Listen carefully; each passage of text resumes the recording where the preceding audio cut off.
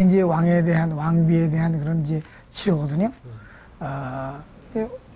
왕세자 같은 경우도 마찬가지로 거의 그런 그 절차를 밟습니다. 상당히 신분을 본 분들이기 때문에. 그래서 탕약을 쓰는 경우에는 담당 의관이 약을 다려가지고 그걸 가지고 이제 오면은 삼재주하고 수의가 함께 들어가서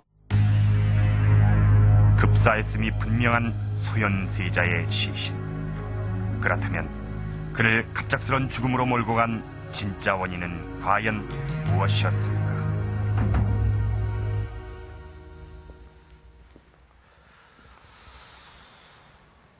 학질은 3일 만에 급사하기 힘든 병이다. 더군다나 당대 최고의 명의인 어이들이 학질을 제대로 치료하지 못했을 리가 없다. 이 현대 전문가들을 통해 알아본 결과는 이렇습니다. 그런데도 이 세자의 시신이 검은 빛이었다면 우리는 이 실록의 사관처럼 이 독극물에 의한 급사의 가능성을 의심하지 않을 수가 없습니다. 물론 이 시신이 검다고 해서 모두 급사한 것은 아닙니다. 시신이 심하게 부패해도 그런 현상은 나타날 수가 있습니다. 하지만 이 이세환의 아내가 세자의 시신을 본 시점, 그러니까 염을 한 날은 세자가 사망한 바로 그 다음 날이었습니다. 게다가 당시에는 전국적으로 이상 저온 현상이 나타났습니다. 세자가 사망한 시점을 전후해서 서리가 자주 내렸다는 기록이 실록에 있습니다. 그러니까 세자의 시신이 검게 변한 것은 부패 때문이 아니라는 결론이 나오게 된 것입니다. 그렇다면 이제 남은 가능성은 약물 중독뿐인데요. 도대체 궁궐 내에서 그것도 임금 다음으로 귀한 존재인 세자를 독살한다는 것, 과연 그것이 가능한 일일까요?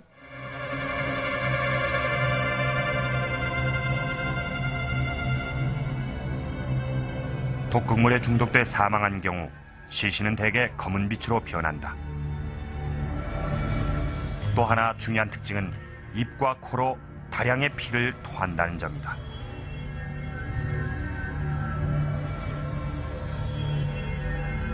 이런 사실 역시 조선시대에도 잘 알려져 있었다. 무얼록에 기록되어 있는 중독사 판별법. 그것은 현대 법의학이 밝혀낸 것과 거의 일치했다.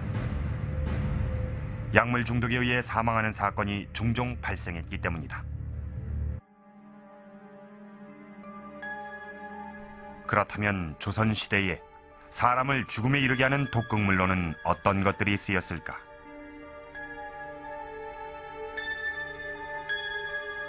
중국에서 수입한 부자와 미나리 아제빛과 식물 초, 그리고 순과 비상이 있었다. 그 중에서도 비상은 가장 대표적인 극약이었다. 우리가 보통 사극에서 보는 사약에 사용된 독약 성분으로는 부자나 비상이 일반적인 예가 되겠는데요. 때로는 단독으로 사용하기도 하고 혼합해서 사용하기도 합니다. 혼합해서 사용할 경우에는 그 독성이 아주 강해서 빨리 사망할 수가 있겠습니다. 조선시대 사람들은 비상의 제조 방법까지 알고 있었다. 비상은 비소가 함유된 광물인 비석에서 추출한 극약이다. 먼저 비석을 직접 가열해 그 성분을 승화시킨다. 30여 분쯤 가열을 계속하면 수증기와 함께 하얀 독성분이 뚜껑 표면에 맺히게 된다. 그것을 식혀 얻은 결정체가 바로 비상이다. 기록에 의하면 비상을 고우는 사람은 2년 내에 그 일을 그만둬야 한다. 제조 과정이 워낙 위험하기 때문이다. 그렇다면 이 비상의 독성은 얼마나 강할까? 실험용 쥐에 비상 8mg을 주사한 뒤 상태를 확인해 봤다.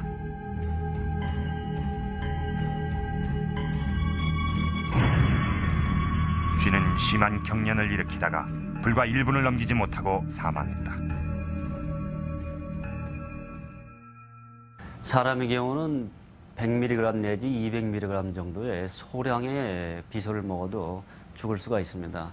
예를 들어서 이 정도 크기의 약이라고 볼 수가 있겠습니다. 이 비소를 먹게 되면은 위에서 출혈을 유발하게 되고 구토작용을 수반하기 때문에 각혈을 하게 됩니다. 또한 경련을 일으켜가지고 곧 사망을 하게 됩니다.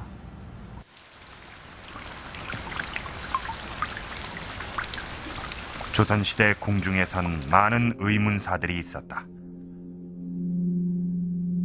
왕권을 놓고 암투가 벌어지는 와중에서 왕들의 독살설은 끊이지 않았다. 독살은 가장 확실한 시해 방법 중 하나였다. 왕을 살해하고 정권을 교체하려 할 때 3가지 방법이 있었다. 그 첫째가 대급수, 자객을 보내 살해하는 방법이다. 다음은 평지수, 즉 선왕의 유지를 위조해 왕을 제거하는 방법이 있다. 그리고 또 한 가지, 독살이 있었다.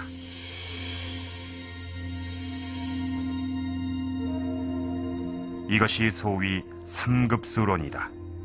경종실록은 이 3가지 방법에 대해 자세히 언급해 놓았다. 독살은 흔히 정치적 반대자를 제거하는 수단으로 쓰였습니다.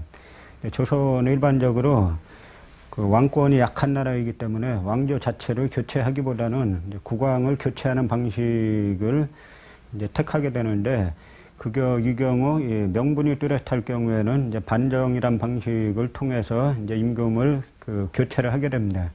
인조 반정과 그 앞에 이제 중종 반정 같은 경우가 이런 예가 되겠고요. 그리고 명분이 약할 경우에는 독살이란 그런 비밀스러운 방식을 통해서 국왕이나 세자를 독살하게 되는데, 이런 독살의 위험 때문에 궁궐내에서 비상을 가지고 있는 것만으로도 큰 벌을 받아야 했다. 성종의 부인이자 연산군의 어머니였던 폐비 윤 씨의 경우가 그랬다.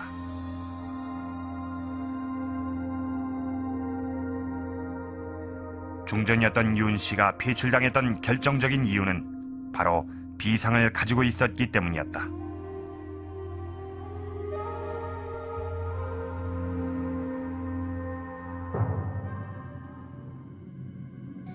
시신의 상태로 보아 급사했음이 분명한 소현세자.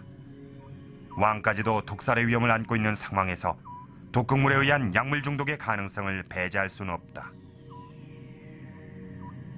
다음 보위를 약속받은 서열 2위의 왕세자. 누가 소현세자를 죽였던 것일까?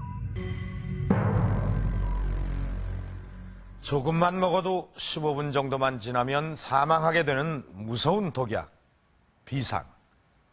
이 왕과 왕족에게는 이 비상에 의한 독살의 위험성이 항상 따라다녔던 것 같습니다.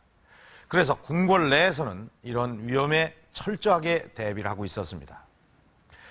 자, 지금 보시는 것이 임금님의 수라상입니다. 이 왕의 밥상은 1차적으로 수라청에서 극약 검사를 마친 뒤에 차려집니다. 그리고 왕이 식사를 하기 전에 독이 들어있는지를 확인하는 상궁이 따로 있었다고 합니다. 그리고 잘 알려진 대로 반드시 은식기와